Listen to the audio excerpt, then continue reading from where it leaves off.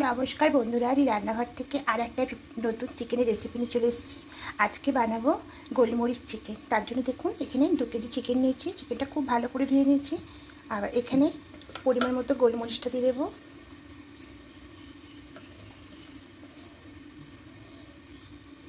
যেহেতু গোলমরিচ চিকেন তাই গোলমরিচটা একটু বেশি করে দিতে হবে।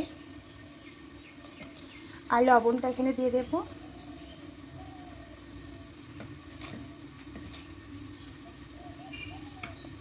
এবার পাতিলেবু, একটা গোটা পাতিলেবু রস দিয়ে দেবো।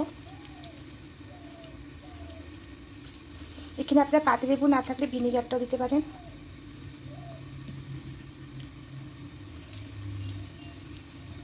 এভাবে চেপে চেপে রসটা দিয়ে দেবো।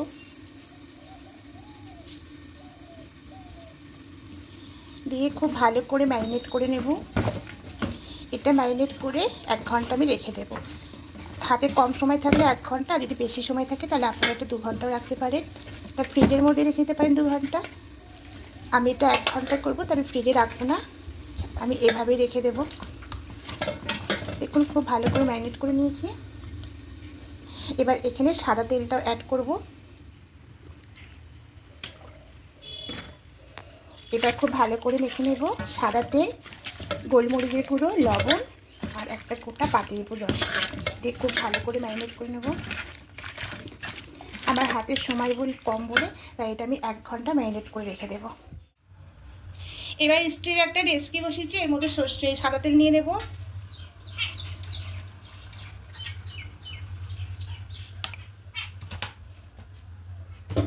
এবার তেলের মধ্যে দেব, ফোড়নে দেব। এখানে আছে লবঙ্গ, এলাচ, গোলমরিচ, জিরে, দারুচিনি দিয়ে দেব। 4টে তেজপাতা দেব। এবার পেঁয়াজ পেস্টটা দিয়ে দেব।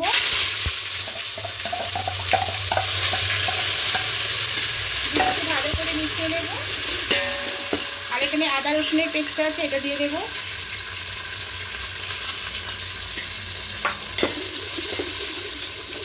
এবার খুব ভালো করে মিশিয়ে নেব। খুব ভালো করে কষিয়ে নিয়েছি। দেখুন আদা পেঁয়াজ পেস্টটা, আদা রসুনের পেস্টের গন্ধটা একদম চলে গেছে। এবার এখানে চিকেনটা দিয়ে দেব।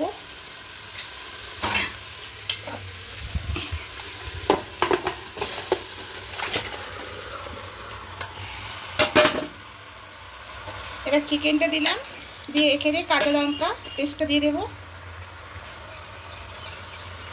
পরিমাণ মতো লবণটা দিয়ে দেব। যেহেতু লবণ আগে দেওয়া ছিল তাই লবণটা একটু অল্পই দেব। এবার খুব ভালো করে এটাকে কষিয়ে দেব। এভাবে মিশিয়ে নেব।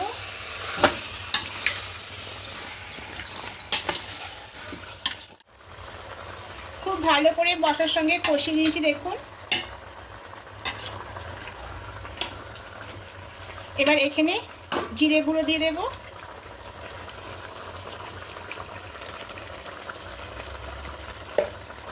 জিরে গুঁড়ো দিয়ে আবার খুব ভালো করে মিশিয়ে নেব।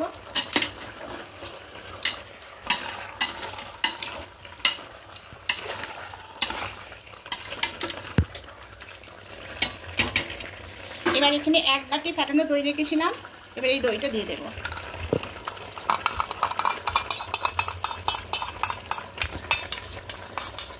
দই দিয়ে খুব ভালো করে মিশিয়ে নেব।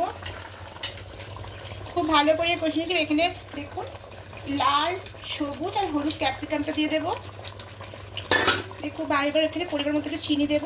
যেহেতু টক দই আছে তাই একটু চিনিটা দিতে হবে। এবার খুব ভালো করে মিশিয়ে নেব সবগুলো একসঙ্গে। দেখুন কত জল বেরিয়েছে মাংস থেকে।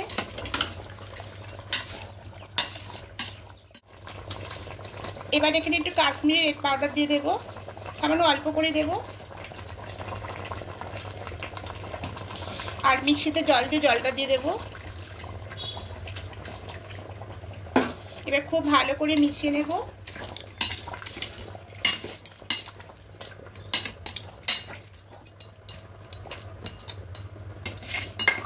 এবার ঢাকা দিয়ে 5 মিনিট রেখে দেব। এবার ঢাকাটা খুলে নেব।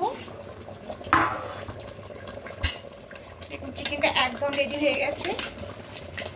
দেখুন কতটা সেদ্ধ হয়ে গেছে। এবার গ্যাসটা অফ করে দেব। দিয়ে এটাকে নামিয়ে নেব।